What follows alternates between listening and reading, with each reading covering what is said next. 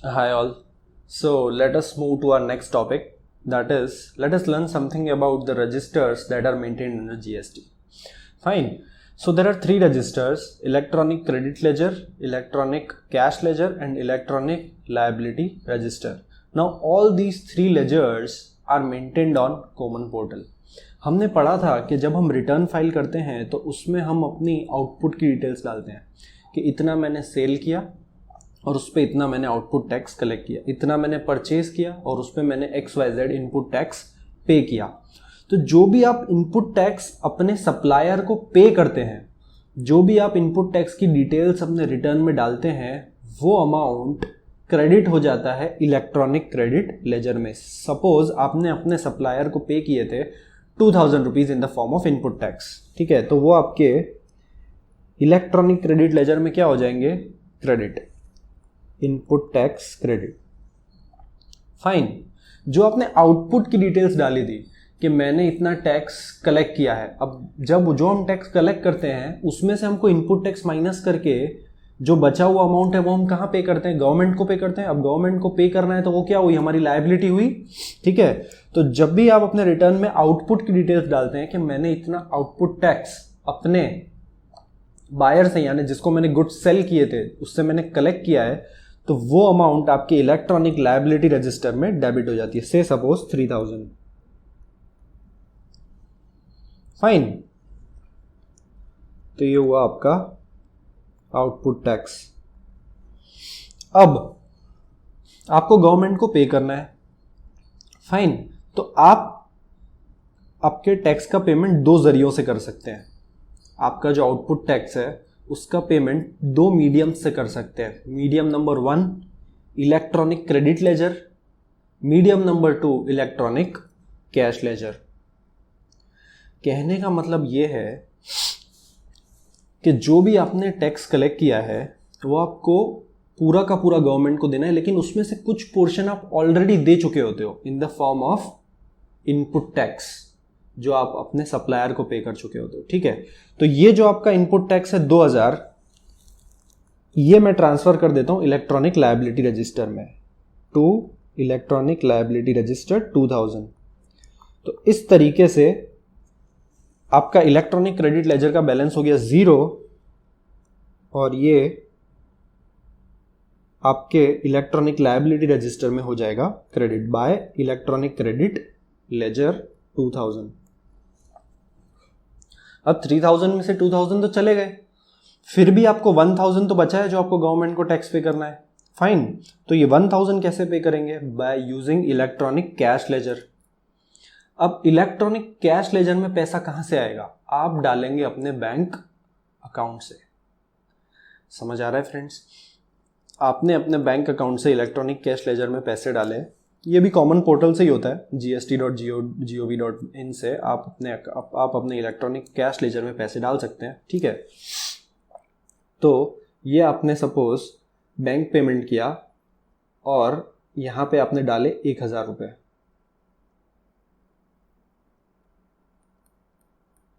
ठीक है। अब आपका ये जो 1000 रुपये है ये हम कहाँ ट्रांसफर करेंगे? इलेक्ट्रॉनिक लायबिलिटी रजिस्टर में बाय इलेक्ट्रॉनिक कैश लेजर 1000। इस तरीके से आपका ये अकाउंट हो गया क्लोज। यहां क्या लिखेंगे? To electronic liability register. समझ आ रहा है फ्रेंड्स? आप जो भी आउटपुट टैक्स कलेक्ट करते हैं वो डेबिट होता है इलेक्ट्रॉनिक लायबिलिटी रजिस्टर में, क्योंकि वो टैक्स आपको गवर्नमेंट को पे करना है। आप जो भी इनपुट टैक्स पे करते हैं अपने सप्लायर को, जहां से आपने गुड्स खरीदे, जो आपने इनपुट टैक्स पे किया, वो कहां क्रेडिट होगा? इलेक्ट्रॉनिक क्रेडिट लेजर में। और उसका बैलेंस कहां ट्रांसफर करेंगे हम? इलेक्ट्रॉनिक लायबिलिटी रजिस्टर में। उसके बाद जो पैसा बचा गवर्नमेंट को पे करने के लिए, जो पैसा बचा वो हम कैसे पे करेंगे? इलेक्ट्रॉनिक कैश लेजर से। इलेक्ट्रॉनिक कैश लेजर में पैसा कहां से आएगा? हम डालेंगे अपने बैंक अकाउंट से, और बाद में जो इलेक्ट्रॉनिक कैश लेजर का बैलेंस है वो ट्रांसफर होगा लायबिलिटी रजिस्टर में, और इस तरीके से आपका टैक्स पेमेंट हो जाएगा। समझ आ रहा है फ्रेंड्स? एक और एग्जांपल लेते हैं। से सपोज आपके जो इलेक्ट्रॉनिक क्रेडिट लेजर है उसमें बैलेंस है 5,000 रुपये, फाइन। और आपकी जो करंट मंथ की लायबिलिटी है, चलिए एक नए सिरे से ही बना देते हैं इसको।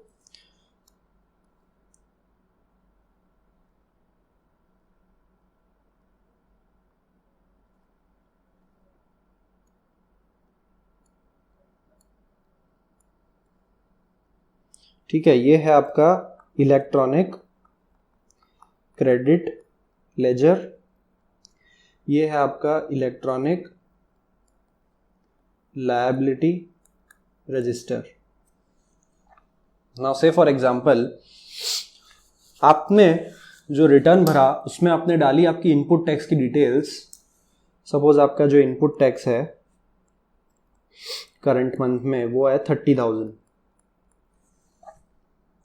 और करंट मंथ में जो आपका आउटपुट टैक्स है वो है से सपोज 20,000।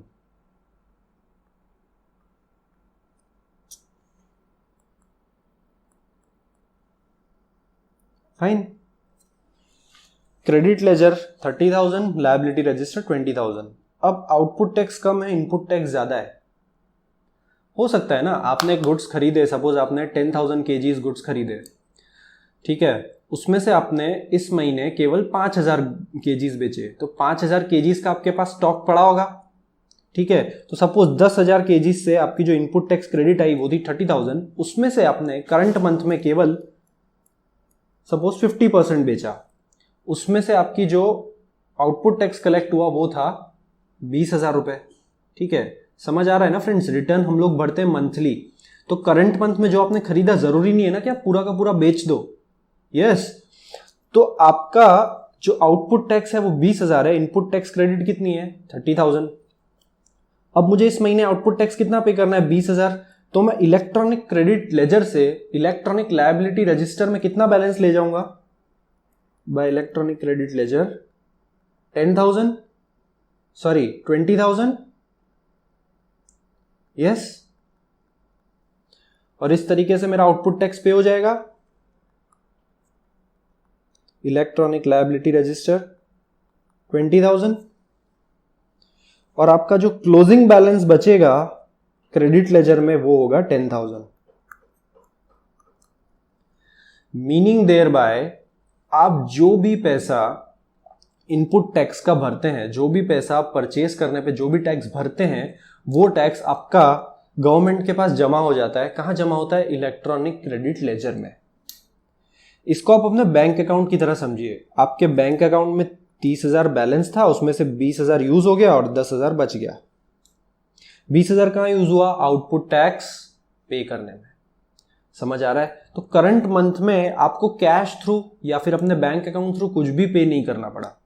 आपने जस्ट क्या किया, आपके जो इनपुट इलेक्ट्रॉनिक क्रेडिट लेजर में जो बैलेंस था 30,000 उसको यूज करके 20,000 पे किया और 10,000 आपका बैलेंस बचा। अब जब आप नेक्स्ट मंथ का रिटर्न भरोगे तो नेक्स्ट मंथ का जो इलेक्ट्रॉनिक क्रेडिट लेजर होगा वो इस तरीके से दिखेगा आपको।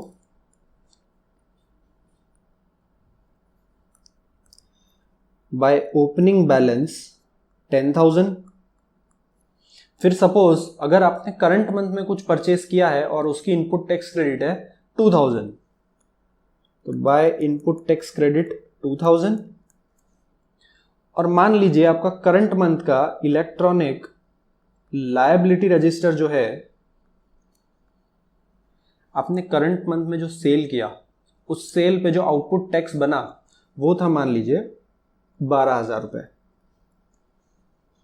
ठीक है, fine.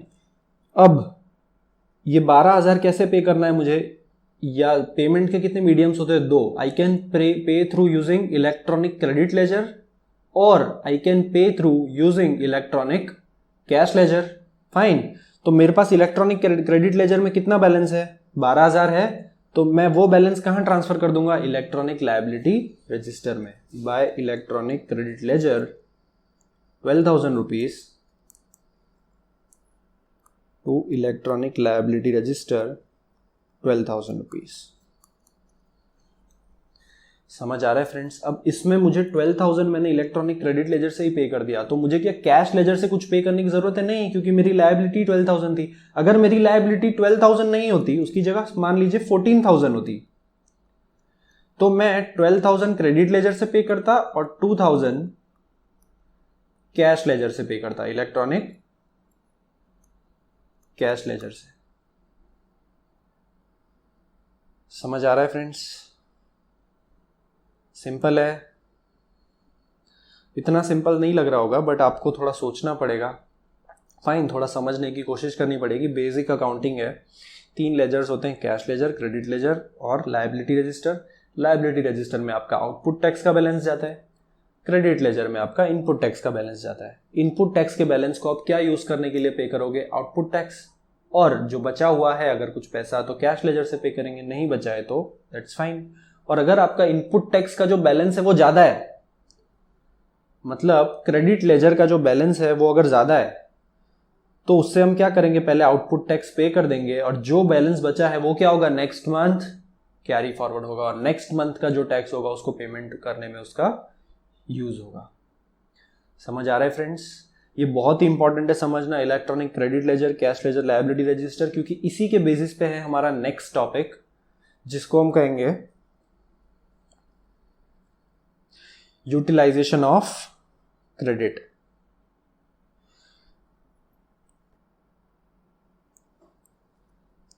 Friends, let us now start with a new concept that is called utilization of credit.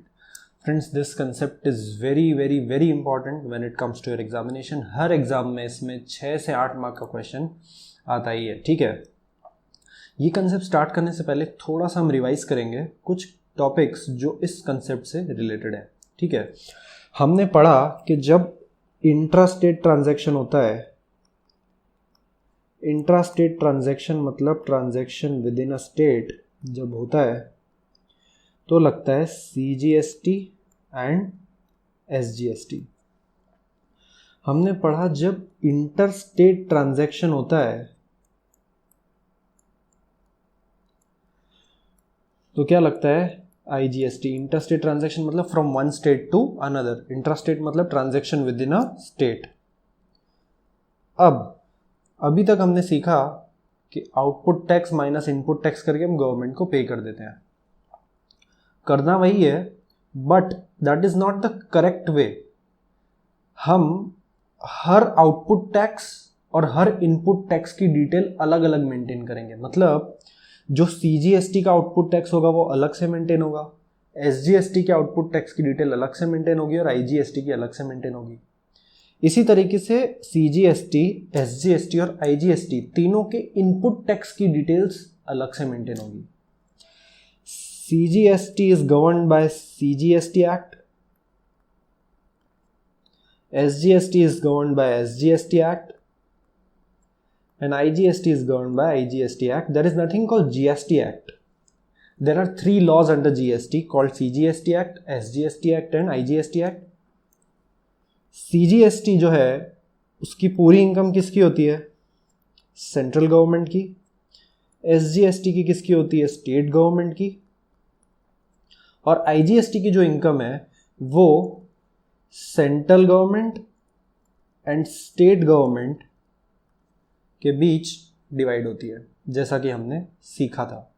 Fine, तो आपको जो आपकी इनपुट टैक्स क्रेडिट यूटिलाइज करनी है आउटपुट टैक्स पे करने के लिए, वो कैसे करनी है उसके लिए एक मैकेनिज्म है। तो वो जो मैकेनिज्म है वो हम सीखेंगे, लेकिन उससे पहले एक एग्जांपल ले लेते हैं। सपोज आपने कहीं से गुड्स परचेज किए, मैं गुजरात में हूँ, मैंने गुड्स परचेज किए महाराष्ट्र से, तो मैंने इंटरस्टेट परचेज की। फाइन, अब इंटरस्टेट परचेज की तो ट्रांजैक्शन पे क्या लगा होगा? IGST, यानी मेरा जो परचेज इनवॉइस आया होगा उसमें क्या होगा? बेसिक वैल्यू से 1000, GST से 20% that is 200 and total invoice value 1200। तो मेरा IGST का इनपुट टैक्स क्रेडिट कितना हुआ 200। ठीक है, अब मैंने इस गुड्स को जो मैंने महाराष्ट्र से परचेज किए थे मैंने इसको गुजरात में ही बेच दिया। मैं अहमदाबाद में हूँ, मैंने इस गुड्स को बेच दिया वडोदरा में। ठीक है, तो मैंने जो इनवॉइस बनाया होगा सेल्स इनवॉइस, उसमें होगी basic value suppose 2000, CGST SGST, ये परचेज इनवॉइस में फ्रेंड्स IGST आएगा, it is not GST, it is IGST। Sales invoice जो मैंने within the state goods बेच दिए उसमें कौन से टैक्स लगेंगे, CGST and SGST। Say suppose rate of tax is 20%, तो आपने सीखा था जो रेट ऑफ टैक्स हो उसको दो पार्ट में डिवाइड कर देंगे, 10% in case of intra state transaction. तो कितना होगा फ्रेंड्स, 200 दैट इज 2400। ये हो गया आपका इनवॉइस वैल्यू। तो डेटा कैसे मेंटेन होगा, मेरे पास इनपुट टैक्स क्रेडिट है 200 की, और मुझे जो आउटपुट टैक्स पे करना है वो है मेरे पास CGST मुझे पे करना है 200 और SGST मुझे पे करना है 200। समझ आ रहा है फ्रेंड्स? इस तरीके से डेटा मेंटेन होता है। एक और एग्जांपल लेते हैं। सपोज मैंने गुड्स परचेज किए with in the state Gujarat से, तो मेरा जो परचेज इनवॉइस आएगा वो कैसा दिखेगा, basic value 10,000, CGST SGST, suppose 20% tax है तो 10% ले लेते हैं, 1000, टोटल कम्स टू 12,000। तो मेरा इनपुट टैक्स क्रेडिट लेजर है, उसमें जो मेरा इनपुट टैक्स क्रेडिट लेजर मतलब इलेक्ट्रॉनिक क्रेडिट लेजर, उसमें डिटेल्स कैसे मेंटेन होगी, CGST SGST IGST। ठीक है, तो मेरा CGST का बैलेंस कितना दिखाएगा 1000, SGST का बैलेंस दिखाएगा 1000 और IGST का 0, क्योंकि मैंने क्या की है इंट्रास्टेट परचेज।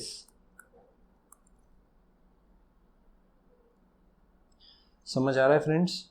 उसी तरीके से ये मेरा क्या है इनपुट, ये मेरा क्या है इलेक्ट्रॉनिक क्रेडिट लेजर।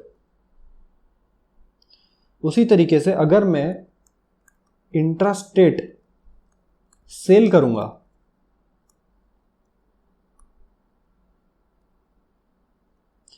उसमें दिखेगा basic value say suppose 20,000, CGST 2000 10%, SGST 10% 2000, total comes to 24,000। तो मेरा जो इलेक्ट्रॉनिक लायबिलिटी रजिस्टर है जिसमें मैंने आपको बताया कि हम आउटपुट टैक्स की डिटेल्स जाती है, तो उसमें कैसा दिखेगा CGST SGST एंड IGST। मैंने इंट्रा स्टेट सेल की है, अगर इंटर स्टेट सेल करता तो C और S की जगह क्या लगता IGST, तो यहाँ पे आता 4,000। बट मैंने की है इंट्रा स्टेट सेल, तो C और S दो पार्ट में डिवाइड होगा टैक्स। ठीक है, तो IGST क्या रहेगा 0, और CGST में 2000 और SGST में 2000। इस तरीके से होगा balance maintain.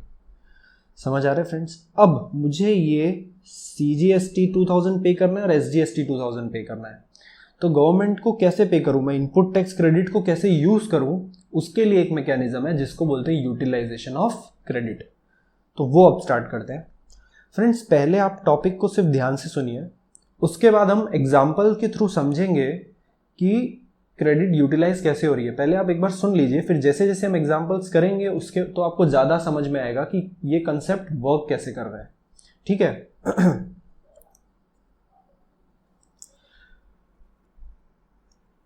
So step number 1,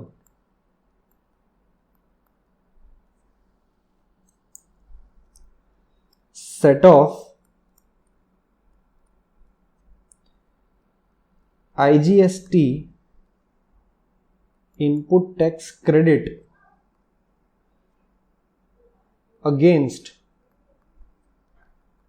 IGST output tax.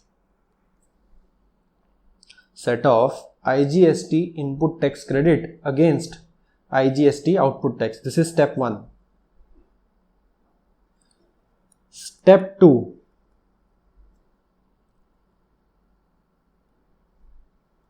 if IGST balance remains,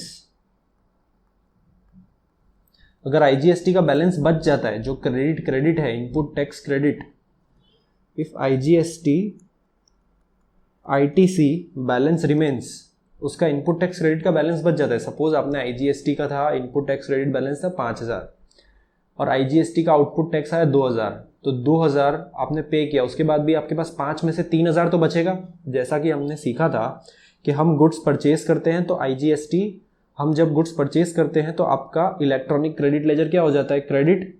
आप रिटर्न में इनपुट टैक्स क्रेडिट की फिगर डालेंगे कि मैंने जो परचेज किया उस पर मैंने 5000 रुपये टैक्स पे किया, वो फिगर आप डालेंगे रिटर्न में डालेंगे तो क्या होगा, इलेक्ट्रॉनिक क्रेडिट रजिस्टर आपका जो है वो क्या हो जाएगा, क्रेडिट. कितने से, 5000 से. उसमें से सपोज आपने कुछ गुड्स बेच दिए, पूरे नहीं बेचे, कुछ गुड्स बेच दिए, और उस गुड्स पे आपने आउटपुट टैक्स कलेक्ट किया 2000. अब उस 2000 को पे करना है तो कैसे पे करेंगे, IGST का जो आउटपुट टैक्स है, आपने इंटर स्टेट सेल किया, आपने सपोज मुंबई में गुड्स सेल किए, तो जो आपका IGST कलेक्ट हुआ दैट इज 2000. ठीक है, उसको मुझे पे करना है, तो मैं कैसे पे करूंगा, IGST के इनपुट टैक्स क्रेडिट को यूज करूंगा. IGST का आउटपुट टैक्स पे करने के लिए IGST के इनपुट टैक्स क्रेडिट को मैं क्या करूंगा, यूज करूंगा. उसके बाद भी मेरे पास कितना बैलेंस बचेगा, 3000. 5 में से 2 यूज किया पे करने के लिए, तो बचा कितना, 3. तो अगर कुछ बचता है तो हम क्या करेंगे, उसको पे CGST and SGST output tax using IGST ITC balance in any proportion. जो मेरे 3000 बचे उसको मैं SGST और CGST पे करने के लिए यूज करूंगा. फाइन, थोड़ा नंबर्स के साथ समझने की कोशिश करते हैं. मैंने परचेज किया, ये है मेरे ITC के बैलेंस, ये है मेरा आउटपुट टैक्स. IGST, जो ITC में जो IGST है दैट इज 5000 और आउटपुट टैक्स का जो IGST है दैट इज 2000. तो स्टेप 1 क्या है, set of IGST ITC against IGST output tax. तो चलिए मैंने इसको यूज कर लिया, फिर भी मेरा जो IGST का बैलेंस है वो कितना बचेगा, 5 - 2 = 3000 बचेगा. स्टेप 2 क्या है, सपोज मैंने कुछ goods with in the state भी बेचे थे, तो मेरा CGST और SGST, CGST SGST, मैंने सपोज 10,000 के गुड्स बेचे थे. फाइन, तो उस पर टैक्स लगा 20%, तो 10,000 का 20% मतलब 2000. और क्या बेचा मैंने, इंट्रा स्टेट, तो जो 2000 है उसको CGST एंड SGST में हम डिवाइड कर देंगे, मतलब 10% तो 10,000 का 10% 1000 CGST, 10,000 का 10% 1000 SGST. ठीक है, CGST SGST 1000 हो गए. अब स्टेप 2 क्या है, use IGST ITC balance to pay CGST and SGST output tax. ये CGST एंड SGST का आउटपुट टैक्स है,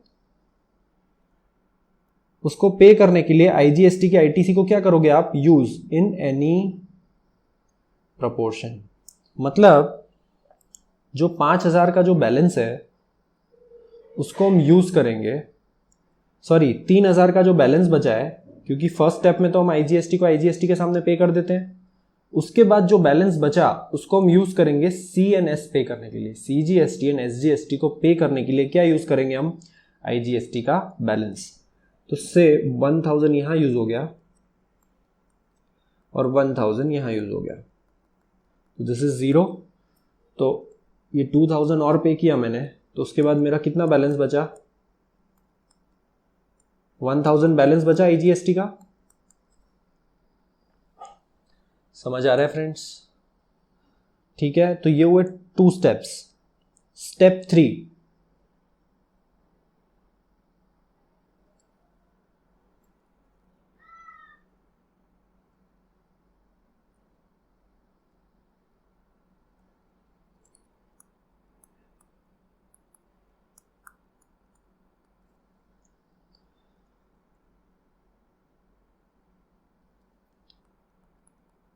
एग्जॉस्ट आईजीएसटी आईटीसी बैलेंस।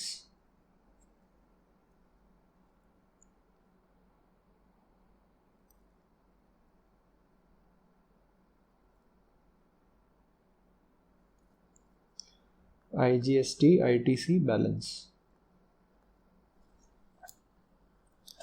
तो सबसे पहले हमको क्या करना है, आईजीएसटी का जो बैलेंस है उसको खत्म कर देना है। फाइन। स्टेप 4, जस्ट अभी स्टेप्स नोट डाउन कर लेते हैं, 2-3 और स्टेप्स है, उसके बाद एक पूरा प्रैक्टिकल देखते हैं, तो आपको एक ही बार में कंसेप्ट की पूरी क्लैरिटी हो जाएगी। Fine. Step number 4 is after exhausting IGST, IGST exhaust हो गया है, यूज सीजीएसटी आईटीसी टू पे CGST output tax, and if balance remains, pay output tax of IGST if any। अभी जस्ट नोट कर लीजिए फ्रेंड्स इस स्टेप को, इसके बाद मैं एक पूरा प्रैक्टिकल लूंगा जिससे आपको पूरी क्लैरिटी आ जाएगी। Step 5, use SGST ITC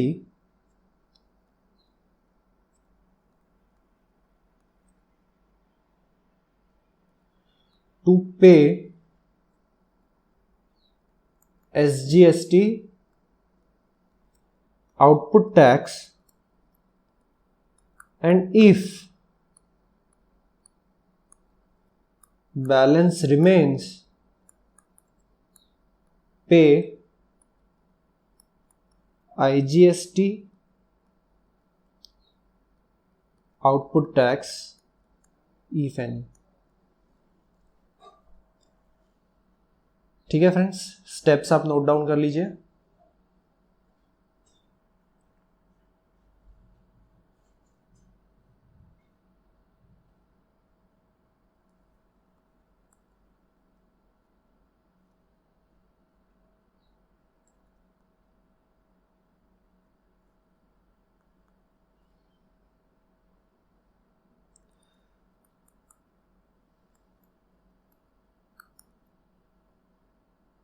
Note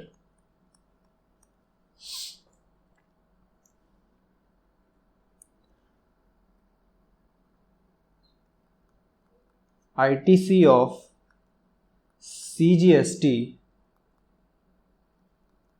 cannot be used to pay ITC of to pay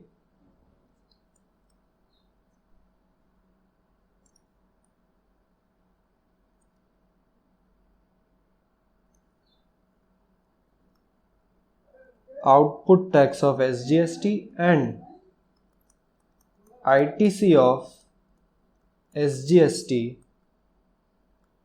cannot be used to pay output tax of CGST. Just note this down and we'll start an example. Friends मैंने जो आपको step लिखा है उसका एक summary version इस chart में दिया हुआ है। पहले हम स्टेप समझ लेते हैं एक प्रैक्टिकल करके, उसके बाद इस चार्ट को भी देख लेंगे।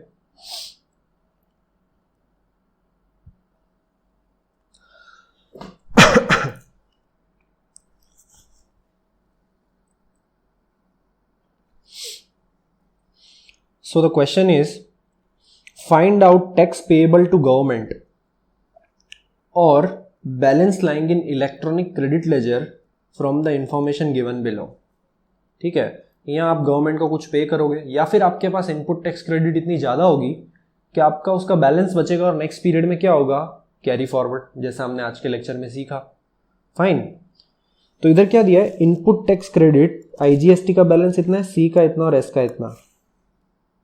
IGST 2000, CGST 1000, SGST 1000। ठीक है, these are balances of input tax credit, that is this is the balance of electronic credit ledger। Output tax मतलब किसका बैलेंस है, ये इलेक्ट्रॉनिक लायबिलिटी रजिस्टर। ठीक है, तो हमारा स्टेप नंबर 1 था use IGST to pay, use ITC of IGST to pay output tax of IGST।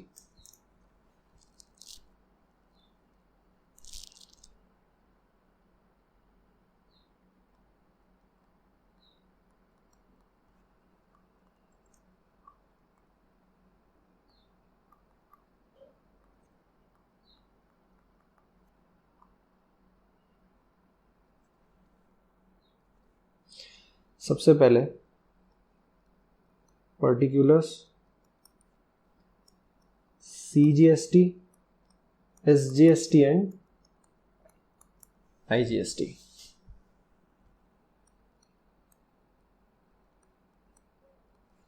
Output tax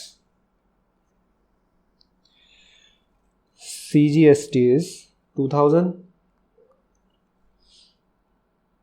SGST is 2000, IGST is 2500 less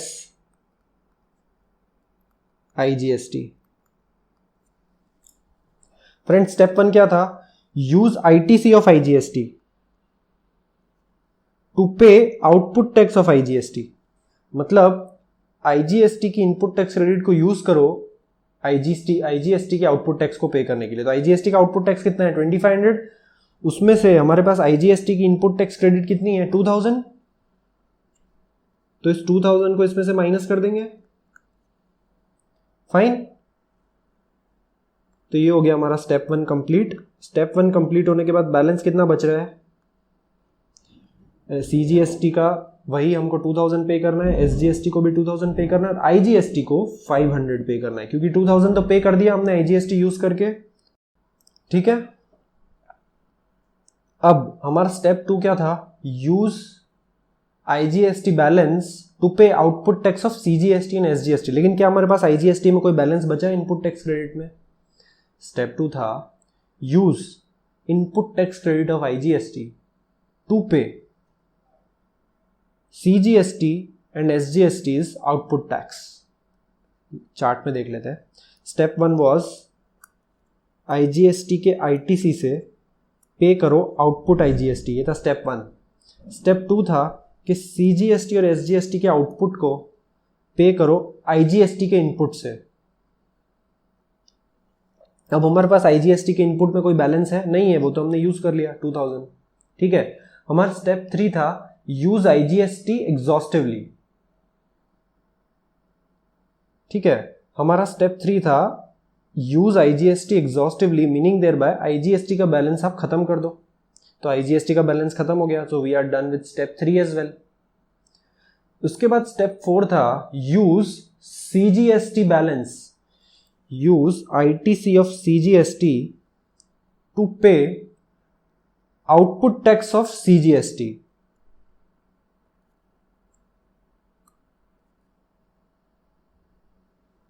use ITC of CGST to pay output tax of CGST। yes, तो अभी हम क्या करेंगे, less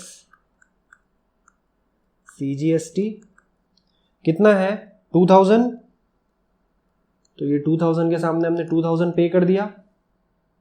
उसके बाद ऐसा लिखा था कि CGST का जो इनपुट टैक्स है उसको यूज करो आउटपुट CGST पे करने के लिए। उसके बाद अगर ITC का कोई बैलेंस बच जाता है, यानी आपका CGST का अगर कोई बैलेंस बच जाता है, अगर आपका CGST का कोई बैलेंस बच जाता है तो उसको यूज करो IGST पे करने के लिए। लेकिन क्या हमारा CGST का कोई बैलेंस बच रहा है? नहीं बच रहा है। हमारा CGST का जो बैलेंस है 1000 वो CGST को पे करने के लिए यूज हो गया। Sorry, this won't come here, it will come here. Fine, तो CGST को यूज करके आपने CGST पे किया। इसके बाद हमारा बैलेंस कितना बच रहा है 1000, अभी भी CGST पे करना है, SGST अभी भी 2000 पे करना है और IGST 500। उसके बाद का हमारा स्टेप था use ITC of SGST to pay output tax of SGST। तो SGST के ITC यूज करेंगे SGST का आउटपुट टैक्स पे करने के लिए। ठीक है, ये पे कर दिया। उसके बाद हमारा कितना बैलेंस बचा 1000 CGST, 1000 SGST, 500 IGST। अब हमारा इनपुट टैक्स क्रेडिट तो पूरा बैलेंस खत्म हो गया। ये 2000, 1000, 1000 ये तीनों हमने यूज कर लिए। तो अब इन तीनों को कैसे पे करेंगे? तो हमने सीखा था कि हम इलेक्ट्रॉनिक कैश लेजर में बैलेंस डाल के इनको तीनों को पे करेंगे। So this is tax paid to government using electronic cash laser.